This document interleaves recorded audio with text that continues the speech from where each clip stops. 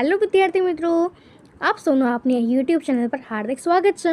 તો આજે હું તમારા માટે લઈને આવી ગઈ છું ધોરણ 8 વિષય વિજ્ઞાન, તારીખ 6/10/2025 અને સોમવારના જિલ્લા શિક્ષણ સમિતિ પ્રથમ સત્રાંત પરીક્ષા ઓક્ટોબર 2025ના પેપરની સમજૂતી. તો ચાલો આપણે તે શરૂ કરીએ. તો અહીં આપણો પહેલો પ્રશ્ન છે કે નીચેના દરેક પ્રશ્નોના ઉત્તર માટે આપેલા વિકલ્પમાંથી સાચો વિકલ્પ લખો. તેનો પહેલો પ્રશ્ન છે કે ટેકપોલ એ કયા પ્રાણીના વિકાસની અવસ્થા છે? તેનો જવાબ થશે ઓપ્શન ડી, દેડકા. બીજું છે કે જમીનને ખેડવા માટે વપરાતું પરંપરાગત સાધન કયું છે? તો એનો જવાબ થશે ઓપ્શન ડી, હળ. ત્રીજું, શીતળાની રસી કોણે શોધી હતી? તેનો જવાબ થશે ઓપ્શન નંબર ડી, એડવર્ડ જેનરે. એના પછીનો આપણો પ્રશ્ન છે કે નીચેનો કયો પાક એ રવિ પાક છે? તેનો જવાબ થશે ઓપ્શન સી, ઘઉં. પાંચમું છે BCGની રસી કયા રોગ સામે રક્ષણ આપે છે? તેનો જવાબ થશે ઓપ્શન એ, ક્ષય સામે.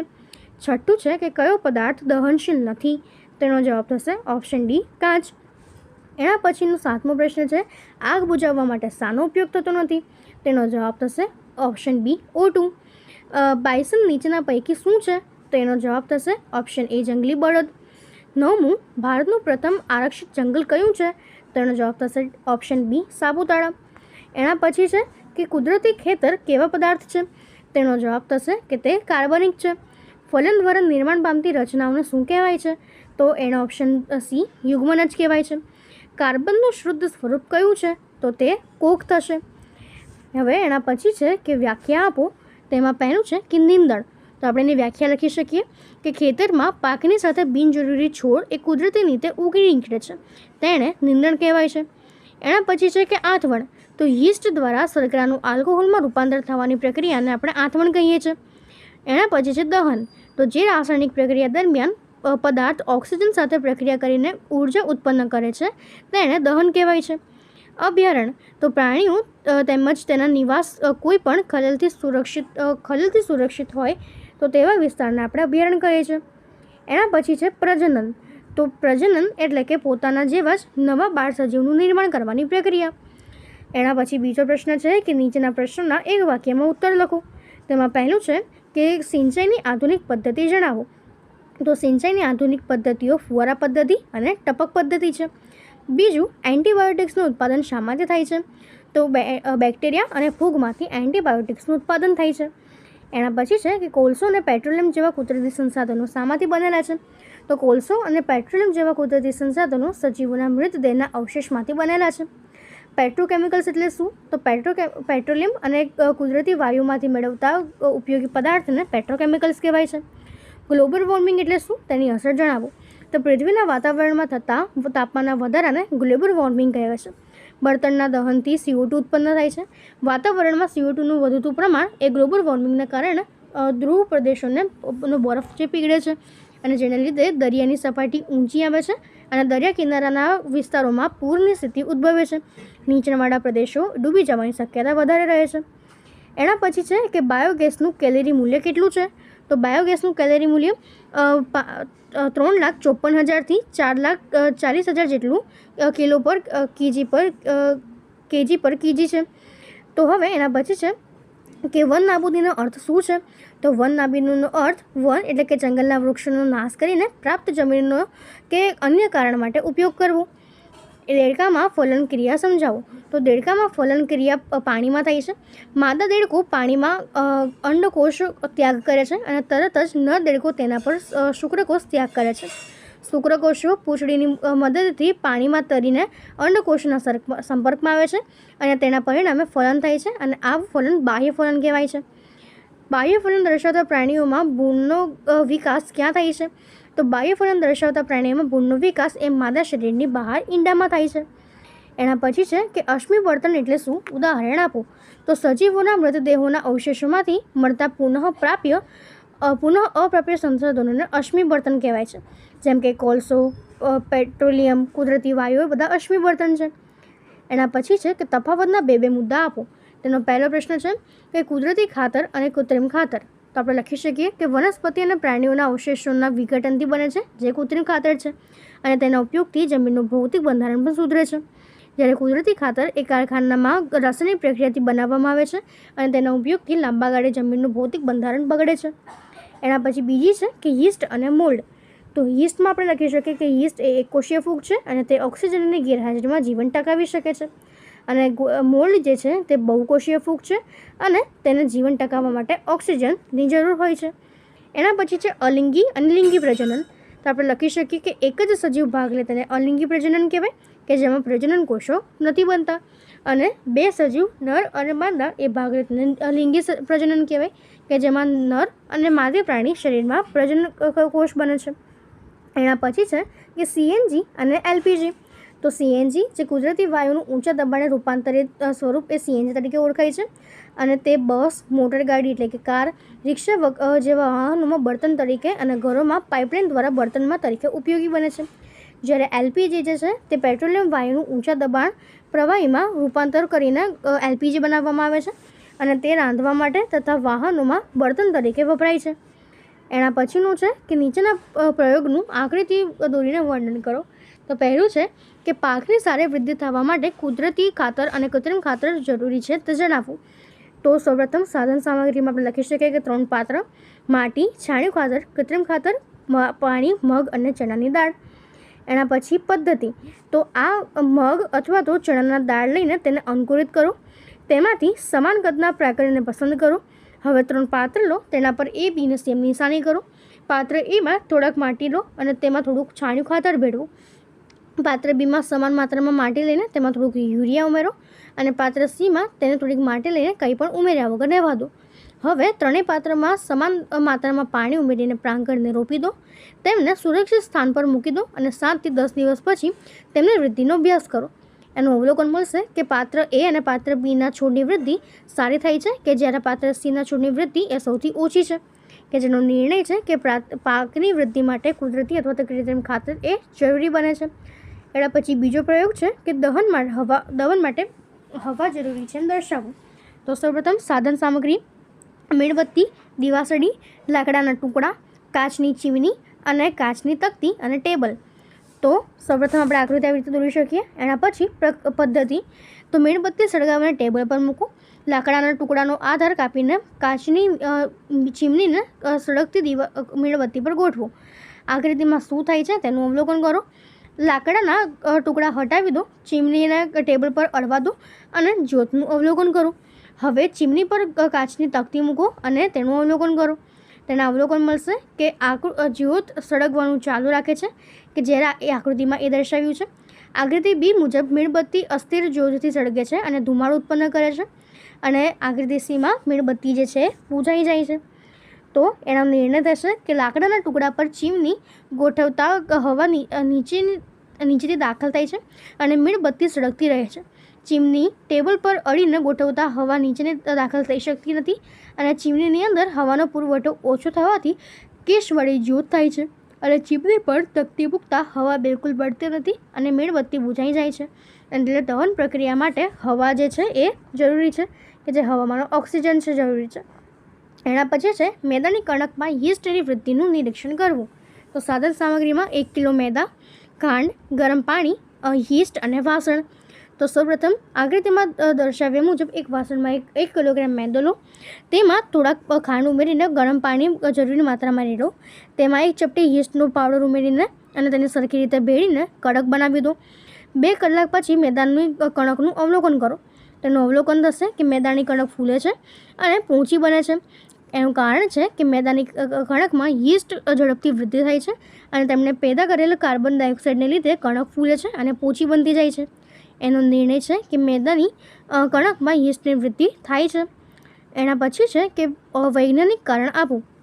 તેનો પહેલો પ્રશ્ન છે કે અળસિયા ખેડૂતના મિત્ર કહેવાય છે. કારણ: તો અળસિયા જમીનમાં રહીને તેને ખોદતા અને હલાવતા હોવાથી જમીન નરમ અને હવાનુકૂલન બને છે. તે જમીનમાં સજીવ પદાર્થો ઉમેરે છે, કે જેના કારણે જમીનની ઉર્વરતા વધે છે. નકામા પદાર્થોને તોડીને તેઓમાંથી વર્મી કમ્પોસ્ટ ખાતર તૈયાર કરે છે. આ રીતે જમીનને પોચી બનાવવી અને ખાતર પૂરું પાડવું બંનેમાં અળસિયા મદદરૂપ બને છે. આ કારણસર અળસિયાને ખેડૂતના મિત્ર કહેવામાં આવે છે. એના પછી છે કે પેટ્રોલિયમને કાળું સોનું કેમ કહેવામાં આવે છે. તો પેટ્રોલિયમમાં અનેક ઉપયોગી પદાર્થો મેળવવામાં આવે છે. તેમાં ઘટકોનો ઉપયોગ બળતણ, ઊંધણ, રંગો, કૃત્રિમ રેસાઓ અને પ્લાસ્ટિક જેવા ઉદ્યોગોમાં થાય છે. જેમ સોનું કિંમતી ધાતુ ગણાય છે, તેમ પેટ્રોલિયમ પણ બહુ કિંમતી ખનિજ છે. તેથી તેને કાળું સોનું કહેવામાં આવે છે. એના પછી છે વન નાબૂદીથી ગ્લોબલ વોર્મિંગ થાય છે. તો ગ્લોબલ વોર્મિંગ એટલે પૃથ્વીના તાપમાનમાં થતા સતત વધારાને ગ્લોબલ વોર્મિંગ કહેવાય છે. જ્યારે જંગલો કાપવામાં આવે છે ત્યારે વૃક્ષોની સંખ્યા ઘટતી જાય છે. ઓછા વૃક્ષ થતાં પ્રકાશ સંશ્લેષણની ક્રિયા ઘટે છે અને તેના કારણે કાર્બન ડાયોક્સાઇડ શોષાઈ શકતો નથી. પરિણામે વાતાવરણમાં કાર્બન ડાયોક્સાઇડની માત્રા વધતી જાય છે. વધારેલી કાર્બન ડાયોક્સાઇડની એ પૃથ્વીની સપાટી પર પરાવર્તિત ઉષ્મા એટલે કે હીટ રેડિયેશન શોષી લે છે અને તાપમાનમાં વધારો કરે છે અને તેથી વન નાબૂદી ગ્લોબલ વોર્મિંગનું મુખ્ય કારણ છે. ચોથો પ્રશ્ન છે, માછલી અને દેડકાળ જેવા પ્રાણીઓ સેંકડો અંડકોષો અને લાખો શુક્રકોષો મુક્ત કરે છે. તો માછલી અને દેડકા જેવા પ્રાણીઓ બાહ્ય ફલન દ્વારા પ્રજનન કરે છે. આ પ્રાણીઓના અંડાણુ અને શુક્રકોષો પર પાણીની ગતિ, વરસાદ અને હવા જેવા પર્યાવરણીય પરિબળો સતત અસર કરે છે. ઘણીવાર આ પ્રાણીઓ અને આ અંડાણુ ભોજન રૂપે લઈ જાય છે અને તેથી માટી દ્વારા મોટી સંખ્યામાં અંડાણુ અને શુક્રકોષો ઉત્પન્ન થવું જરૂરી છે. તેથી ઓછામાં ઓછા અંડાણુનું ફલન થઈ શકે અને નવી સંતતિ ઊભી થાય અને જેનાથી જાતિનું સાતત્ય જળવાઈ રહે. એના પછીનો આપણો ચોથો પ્રશ્ન છે કે નીચેના પ્રશ્નોના મુદ્દાસર ઉત્તર લખો. તેમાં આપણો પહેલો પ્રશ્ન છે કે સમજાવો કે કૃત્રિમ ખાતર કઈ રીતે કુદરતી ખાતરથી અલગ છે. તેનો જવાબ થશે કે સ્ત્રોત. કૃત્રિમ ખાતર સંપૂર્ણપણે રાસાયણિક પદાર્થોથી બને છે, જ્યારે કુદરતી ખાતર છાણ, વનસ્પતિના અવશેષો વગેરેમાંથી બનતા કાર્બનિક પદાર્થોથી તૈયાર થાય છે. ઉત્પાદન સ્થળ. તો કૃત્રિમ ખાતર કારખાનાઓમાં બનાવવામાં આવે છે, જ્યારે કુદરતી ખાતર ખેતરમાંથી અથવા તો ઘર આંગણે તૈયાર થઈ શકે છે. સંકેન્દ્રીય પદાર્થોની ઉપલબ્ધિ. કૃત્રિમ ખાતર જમીનને કાર્બનિક પદાર્થ પૂરા પાડી શકતો નથી, જ્યારે કુદરતી ખાતર જમીનને ભરપૂર સેન્દ્રીય પદાર્થ આપે છે. જમીન પર અસર. તો કૃત્રિમ ખાતર જમીનનું બંધારણ ખરાબ કરે છે, જ્યારે જળ પ્રદૂષણ અને ભૂમિ પ્રદૂષણ ફેલાવે છે અને જ્યારે કુદરતી ખાતર જમીનની રચનાને સુધારે છે. પ્રભાવની અવધિ. તો કૃત્રિમ ખાતર પાણીમાં ઝડપથી દ્રવ્યો હોવાથી તરત અસર કરે છે, પરંતુ ઝડપથી સંપ્રાપ્ત થઈ જાય છે, એટલે દર વર્ષે નાખવું પડે છે અને કુદરતી ખાતર ધીમે ધીમે દ્રાવ્ય હોય છે. એકવાર નાખ્યા પછી તેનો પ્રભાવ 2 કે 3 વર્ષ સુધી રહે છે. એના પછી બીજો પ્રશ્ન છે કે પેટ્રોલ ડીઝલની બચત કરવા માટે શું કરવું જોઈએ. તો ટૂંકા અંતર સુધી જવાનું હોય તો પેટ્રોલ કે ડીઝલ વાપરતા વાહનોની જગ્યાએ ચાલીને અથવા તો સાયકલ લઈને જવું જોઈએ. વાહન ચલાવતી વખતે મધ્યમ અને એકસરખી ગતિ જાળવવી જોઈએ. ટ્રાફિક સિગ્નલ પર રાહ જોવી પડે ત્યારે એન્જિન બંધ કરવું જોઈએ. લાંબા અંતર માટે એકલા જતા હોઈએ તો ખાનગી વાહનના બદલે બસ કે અન્ય સાર્વજનિક પરિવહનનો ઉપયોગ કરવો જોઈએ અને વાહનના એન્જિનની નિયમિત તપાસ કરાવવી અને યોગ્ય જાળવણી કરવી જોઈએ. એના પછી છે કે આગનું નિયંત્રણ કઈ રીતે થઈ શકે છે. તો સામાન્ય આગ બુઝાવવા માટે પાણીનો ઉપયોગ થાય છે અને પાણી જ્વલનશીલ પદાર્થનું તાપમાન ઓછું કરીને તેને જ્વલન બિંદુથી નીચે લઈ જાય છે અને તેથી આગ જે છે ફેલાતી અટકે છે. વિદ્યુત સાધનોમાં લાગેલી આગ પર પાણી વાપરી શકાતું નથી, કારણ કે પાણી વિદ્યુત વહન કરતું હોવાથી આગ ઓલવતા વ્યક્તિનો જોખમ થાય છે. પેટ્રોલમાં લાગેલી આગ માટે પણ પાણી અસરકારક નથી, કારણ કે પેટ્રોલ પાણી પર તોડતું હોવાથી આગ વધુ ફેલાય છે. વિદ્યુત તથા પેટ્રોલની આગ ઓલવવા માટે કાર્બન ડાયોક્સાઇડ CO2 વપરાય છે. CO2ના દહનશીલ કે દહન પોષક નથી, એટલે ઓક્સિજન કરતાં ભારે હોવાથી તે આગને ઢાળી દે છે. આથી બળતણ અને ઓક્સિજનનો સંપર્ક તૂટે છે અને આગ બુઝાઈ જાય છે. આગની ગરમીથી સોડિયમ કાર્બોનેટ તથા પોટેશિયમ બાયકાર્બોનેટ જેવા રસાયણોના સૂકા પાવડરમાંથી CO2 ઉત્પન્ન થાય છે અને જે આગ ઓલવવામાં મદદરૂપ કરે છે. એના પછી છે કે નીચેના પ્રશ્નોના ટૂંકમાં ઉત્તર લખો. તો પહેલું છે જમીન ખેડવાથી થતા ફાયદા જણાવો. તો જમીન ખેડવાથી પોચી બને છે અને ઉપર નીચે થાય છે, જેથી પાકને મૂળીઓ જમીનમાં ઊંડે સુધી પહોંચી શકે છે. જમીનમાં હવાની અવરજવર સરળ બને છે. નિંદણ દૂર કરવામાં મદદ કરે છે. નાખેલ ખાતર જમીનમાં સારી રીતે ભળી જાય છે. જમીનની ભેજ સંગ્રહ ક્ષમતા વધી જાય છે અને પોચી બનેલી જમીન વાવણી માટે અનુકૂળ બને છે. એના પછી છે કે કોકના ગુણધર્મ અને ઉપયોગ. તો કોક ખૂબ જ સખત અને મજબૂત છે. તે છિદ્રાળુ અને કાળા રંગનો પદાર્થ છે. કોલસાનો શુદ્ધ પ્રકાર માનવામાં આવે છે, જેમાં કાર્બનનું પ્રમાણ લગભગ 98% જેટલું હોય છે. તે સળગે ત્યારે ધુમાડો ઉત્પન્ન કરતો નથી અને એના ઉપયોગો તો સ્ટીલ બનાવવામાં મુખ્ય ઘટક ઈંધણ છે અને તે ઘટક તરીકે કાર્ય કરે છે. કેટલીક ધાતુઓના નિષ્કર્ષણ અને પ્રક્રિયાઓમાં પણ અને ઉદ્યોગોમાં પણ તાપ ઉર્જા મેળવવા માટે મદદરૂપ બની રહે છે. એના પછીનો આપણો પ્રશ્ન છે કે વન નાબૂદીની ભૂમિ પર થતી અસરો. તો જમીનનું ધોવાણ વધે છે, જમીનની ફળદ્રુપતા ઓછી થાય છે, જમીનમાં પાણી સંગ્રહ કરવાની ક્ષમતા ઘટે છે, જમીનના ઉપરના પડમાંથી પાણી નીચેના સ્તરોમાં પહોંચવાની પ્રક્રિયા ઘટે છે, પોષક તત્વોની માત્રા તથા જમીનની રચનામાં નકારાત્મક ફેરફાર થાય છે. એના પછી છે કે જૈવવર્ણ આરક્ષિત વિસ્તાર વિશે શું જાણી શકું છું. તો જૈવવર્ણ સંરક્ષણ માટે વિશાળ વિસ્તારોને જૈવવર્ણ આરક્ષિત વિસ્તાર તરીકે જાહેર કરવામાં આવ્યા છે. આવા વિસ્તારોમાં વન્ય વનસ્પતિ, વન્ય પ્રાણી તથા સ્થાનિક આદિવાસીઓના પરંપરાગત જીવન નિર્માણનું રક્ષણ થાય છે. આ વિસ્તારમાં જૈવ વિવિધતા અને સ્થાનિક સંસ્કૃતિ જાળવવામાં મહત્વપૂર્ણ ભૂમિકા ભજવે છે. ઉદાહરણ તરીકે પચમઢી જૈવવર્ણ આરક્ષિત વિસ્તાર એ જાણીતા છે. એના પછીનો પ્રશ્ન છે કે મનુષ્યમાં ફલનની પ્રક્રિયા સમજાવો. તો મનુષ્યમાં પ્રજનન લિંગી પ્રકારનું છે. ફલન સ્ત્રીના શરીરના અંદરના ભાગમાં થાય છે, જેને અંતઃફલન કહેવાય છે. મૈથુન દરમિયાન પુરુષના શુક્રકોષો સ્ત્રીના પ્રજનન માર્ગમાં પ્રવેશે છે. આ શુક્રકોષો સ્ત્રીની અંડવાહિનીમાં પહોંચે છે, જ્યાં અંડાણુ હાજર હોય છે. સામાન્ય રીતે ફક્ત એક જ શુક્રકોષ અંડાણુ સાથે જોડાઈ જાય છે અને આ જોડાણને ફલન કહેવામાં આવે છે અને તેના પરિણામને આપણે યુગ્મનજનું નિર્માણ થાય છે. એના પછી છે કે પાંચમું કે નીચેના પ્રશ્નોના ટૂંકમાં ઉત્તર લખો. તેમાં આપણો પહેલો પ્રશ્ન છે કે CO2 કઈ રીતે આગને નિયંત્રિત કરવા માટે વપરાય છે તે સમજાવો. જેનો જવાબ થશે કે કાર્બન ડાયોક્સાઇડ દહનશીલ નથી અને દહનને આધાર આપતું પણ નથી, એટલે તે આગને ફેલાવતું નથી. આ વાયુ ઓક્સિજન કરતાં ભારે હોવાથી આગની સપાટી આસપાસ ફેલાઈ અને ધાબળાની માફક તેને ઢાંકી દે છે. પરિણામે બળતણ અને ઓક્સિજન વચ્ચેની સંપર્ક સપાટી તૂટી જાય છે અને આગ બુઝાઈ જાય છે. આ કારણસર કાર્બન ડાયોક્સાઇડ અગ્નિશામક તરીકે વપરાય છે. બીજો પ્રશ્ન છે, આપણે વૃક્ષ કાપતા રહીશું તો આપણું પર્યાવરણ છે એ પર્યાવરણીય સંતુલન જોખમાશે. પૃથ્વીના તાપમાન અને પ્રદૂષણના સ્તરોમાં વધારો થશે. ઘણા વન્ય પ્રાણીઓનો નિવાસ ખોરવાશે. પૂર અને દુષ્કાળ જેવી કુદરતી આફતોનો સંભાવના વધશે. વરસાદ અને ભૂમિની ફળદ્રુપતામાં ઘટાડો થશે. એના પછી છે કે પચમઢી જૈવારણ આરક્ષિત વિસ્તાર સમજાવો. તો વનસ્પતિ, પ્રાણી જીવન અને સ્થાનિક આદિવાસીના પરંપરાગત જીવન નિર્વાહનું રક્ષણ થાય તેવા વિશાળ કુદરતી સુરક્ષિત ક્ષેત્રોનો જૈવવર્ણ આરક્ષિત વિસ્તાર કહેવામાં આવે છે. એના આરક્ષિત વિસ્તારો, તો આ વિસ્તારમાં સાપુતારા રાષ્ટ્રીય ઉદ્યાન અને બોરી તથા પચમઢી વન્ય પ્રાણી અભયારણ્ય આવેલા છે. અહીંની મુખ્ય વનસ્પતિમાં સાગ, સાલ, આંબો, જાંબુ, હંસરાજ, અર્જુન વગેરેનો સમાવેશ થાય છે. પ્રાણી જીવનમાં ચિંકારા, નીલગાય, ભસતું હરણ એટલે કે બાર્કિંગ ડિયર, ચિત્તલ, દીપડો, જંગલી કૂતરો અને વરુ જોવા મળે છે. સ્થાનિક જાતિઓમાં સાલ અને જંગલી આંબાઓ જેવા વૃક્ષો, જંગલી બળદ તથા ઉડતી ખિસકોલી જોવા મળે છે. એના પછીનો આપણો પ્રશ્ન છે કે પ્રજનન બધા જ સજીવો માટે જરૂરી છે. તો પ્રજનન નવી જાતિનું નિર્માણ કરવાની ક્રિયા છે. કોઈ સજીવ અમર નથી. નવી સંતતિના નિર્માણ માટે પોતાની જાતિનું સાતત્ય જાળવી રાખવામાં મદદરૂપ છે. સજીવોમાં પેઢી દર પેઢી નિરંતરતા બનાવી રાખવા માટે પ્રજનન જરૂરી છે. પાંચમું છે કે કાયાંતરણ એટલે શું? ઉદાહરણ આપો.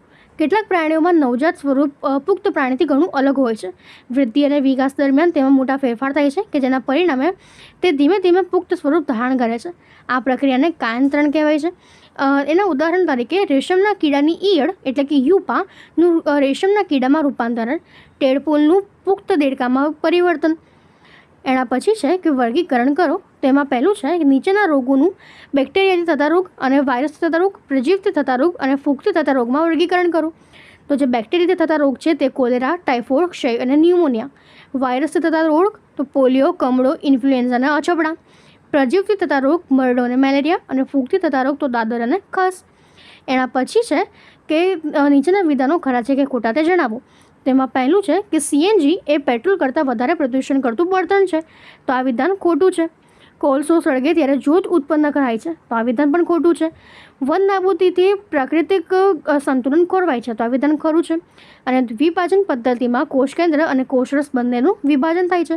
તો આ વિધાન પણ ખરું છે. તો અહીં આપણી આ જે એકમ કસોટી છે પૂર્ણ થાય છે. જો તમને આમાં કોઈ પણ ડાઉટ હોય તો કમેન્ટ સેક્શનમાં જરૂરથી જણાવજો અને આપની ચેનલને લાઇક અને સબસ્ક્રાઈબ જરૂરથી કરી દેજો. Thank you.